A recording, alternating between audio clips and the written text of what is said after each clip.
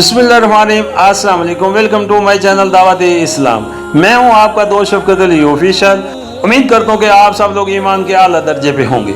सूरह तौबा के या नंबर 115 का तर्जुमा, अल्लाह का ये तरीका नहीं है कि लोगों को हिदायत देने के बाद फिर गुमराही में मुब्तला करे जब तक कि उन्हें साफ साफ बता न दे कि उन्हें किन चीजों से बचना चाहिए। दर हकीकत अल्लाह हर चीज का इल्म रखता है। सूरह तौबा आयत नंबर 114, यानी अल्लाह ताला पहले ये बता देता है कि लोगों को किन ख्यालात, किन आमाल और किन तरीकों से बचना चाहिए।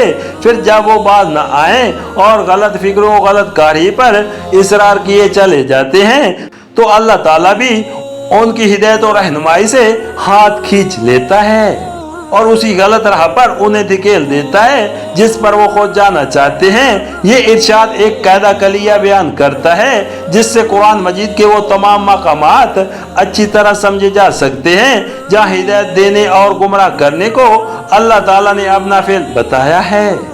खुदा का हिदायत देना यह है कि वो सही तरीक, फिक्र और अमल अपने अंबिया और अपनी किताबों के जरिए से लोगों के सामने वाज़ेह तौर पर पेश कर देता है। फिर जो लोग उस तरीके पर खुद चलने के लिए आमादा हों उन्हें उसकी तौफीक बख्शता है।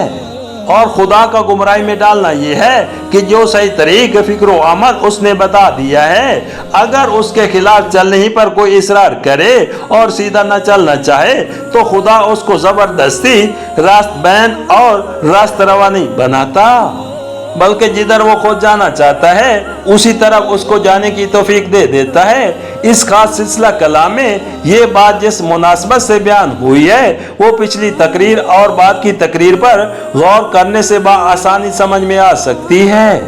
ये एक तरह की तनबीह है जो निहायत मौजूद तरीके से पिछले बयान का खात्मा भी करार पा सकती है और आगे जो बयान आ रहा है उसकी तौहीद भी।